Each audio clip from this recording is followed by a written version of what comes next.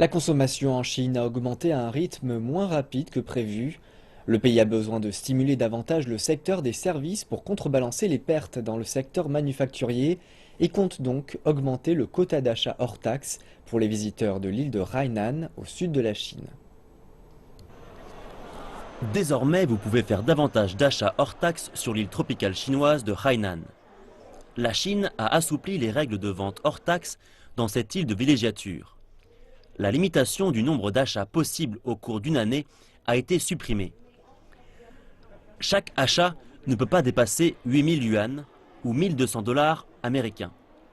Les acheteurs n'étaient auparavant autorisés qu'à acheter 2 fois dans l'année pour un maximum de 1200 dollars pour chaque achat.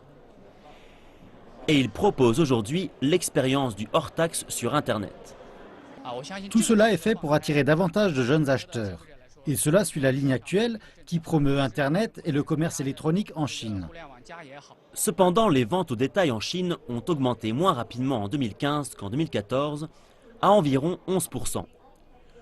Cela est dû à une faible hausse des revenus en Chine qui a tenu beaucoup de consommateurs à distance.